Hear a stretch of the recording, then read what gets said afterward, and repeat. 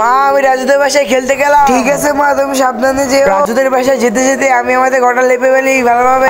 রাজু আজকে ওদেরটা মনে হচ্ছে খুব খারাপ, তোমাকে বাইরে খেলতে যেতে হবে না। এই তো রাজু আমি এসে পড়েছি, চলো এখন দুজন মিলে খেলবো। আরে তুমি এসে পড়েছো, চলো আমাদের ঘরে আজকে খেলবো, আজকে বাইরে খেলতে হবে না। চলো রাজু এখন আমরা ইচ্ছে মতো খেলা করবো। আরে রাজু আস্তে করো, আমার বাড়িতে ময়লা ভরে যাবে। তুমি কোনো চিন্তা করো না, আমাদের পাকা ঘর, আমাদের পাকা ঘরে কোনো মাটি নেই। আচ্ছা ঠিক আছে, আজকে মনে হয় বৃষ্টি আসবে। চলো তুমি তোমার বাসায় চলে যাও এখন। ঠিক আছে আন্টি, আমি বাসায় চলে যাচ্ছি।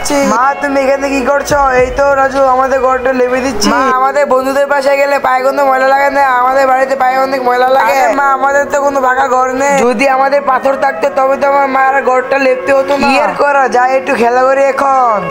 আসো আসো এখানে আসো, পাথরগুলো রেখে দাও এখানে। এতগুলো পাথর বেঁচে গেলে এগুলোতে কি করবো এখন? ও বন্ধুরা, তোমাদের যদি সুন্দর ছবিটা ভালো লাগে তবে একটি লাইক একটি সাবস্ক্রাইব করে দাও। আর লাইক সাবস্ক্রাইব না করলে বুঝে নিব তোমরা এই সুন্দর ছবিটিকে একটুও ভালোবাসো না। আরে আন্টি এই পাথরগুলো আপনার এখানে কেন রেখে দিয়েছে? বেশি হয়ে গিয়েছে তাই এই পাথরগুলো ব্যবহার করছেন, এখানে রেখে দিয়েছি। আরে আন্টি পাথরগুলি আমাদের ঘরে নিয়ে যেতে পারবো? আরে মালিক আপনি এইখানে, এখান থেকে তোমার ঘর লিখতে হবে না, তোমার ঘর লিপার চিন্তা শেষ। দেখো তোমার জন্য কতগুলো পাথর নিয়ে এসেছি।